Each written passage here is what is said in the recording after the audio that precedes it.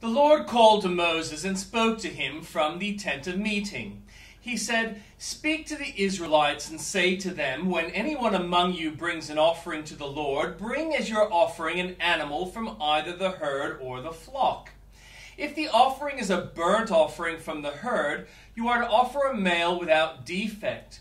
You must present it at the entrance to the tent of meeting so that it will be acceptable to the Lord. You are to lay your hand on the head of the burnt offering, and it will be accepted on your behalf to make atonement for you. You are to slaughter the young bull before the Lord, and then Aaron's sons and the priest shall bring the blood and splash it against the sides of the altar at the entrance to the tent of meeting. You are to skin the burnt offering and cut it into pieces.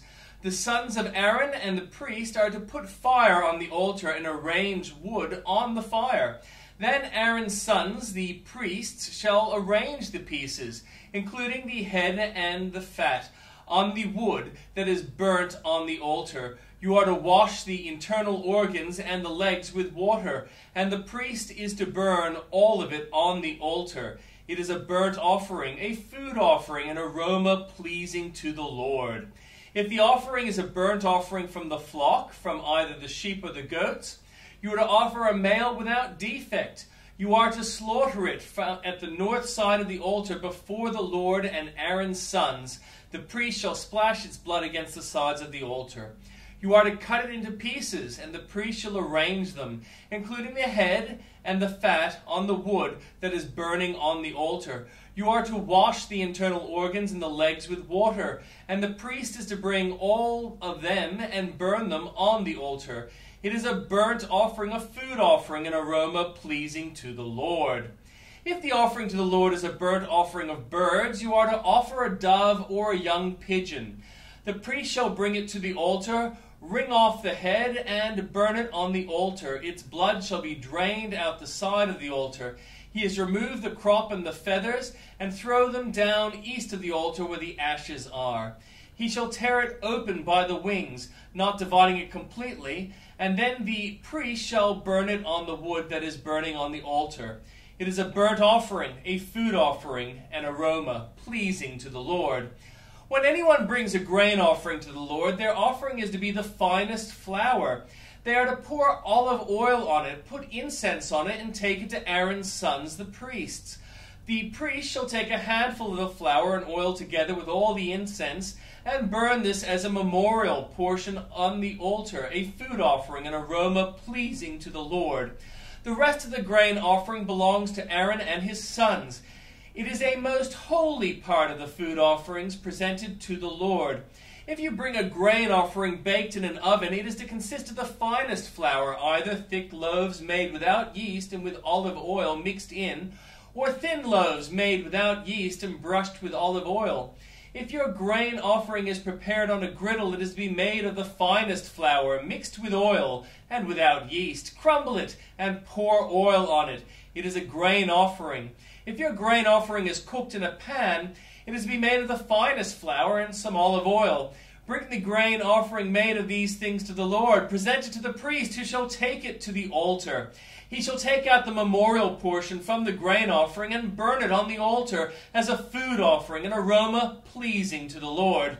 The rest of the grain offering belongs to Aaron and his sons. It is a most holy part of the food offering presented to the Lord.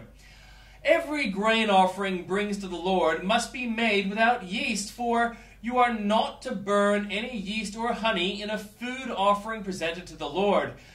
You may bring them to the Lord as an offering of the first fruits, but they are not to be offered on the altar as a pleasing aroma. Season all your grain offerings with salt. Do not leave the salt of the covenant of your God out of your grain offerings. Add salt to all your offerings.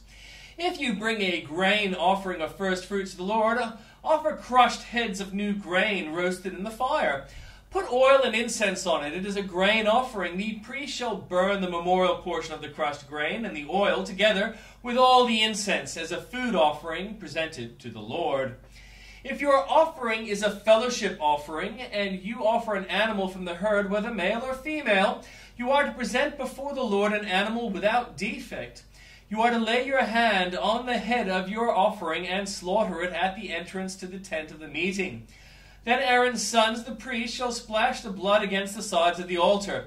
From the fellowship offering you are to bring a food offering to the Lord, the internal organs and all the fat that is connected to them, both kidneys with fat on them near the loins, and the long lobe of the liver, which you will remove with the kidneys.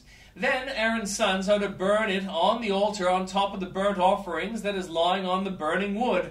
It is a food offering, an aroma pleasing to the Lord.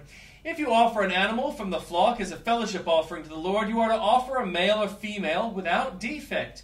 If you offer a lamb, you are to present it before the Lord, lay your hand on its head, and slaughter it in front of the tent of meeting.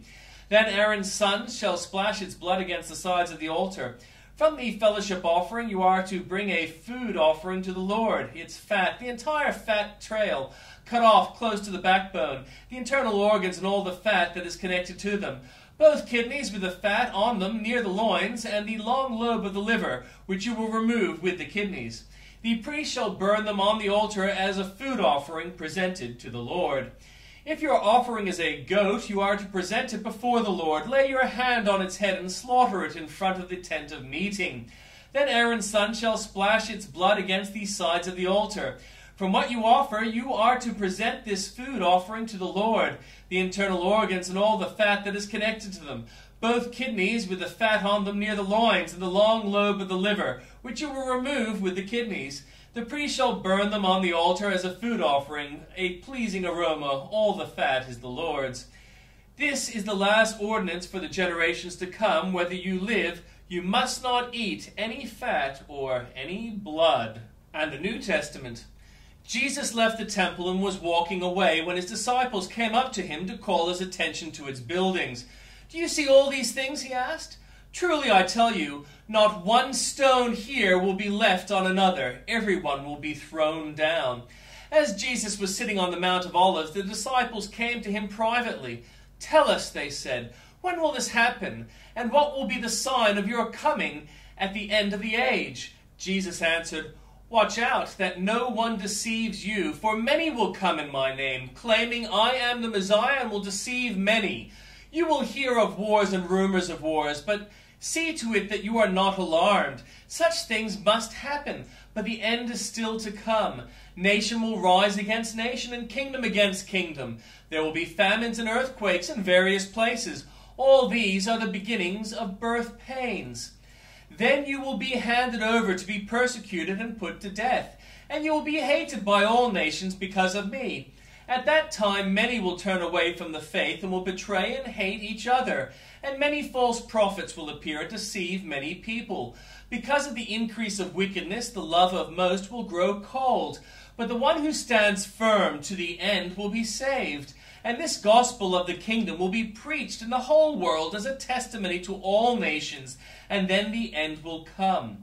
So when you see standing in holy place the abomination that causes desolation, spoken of through the prophet Daniel, let the reader understand.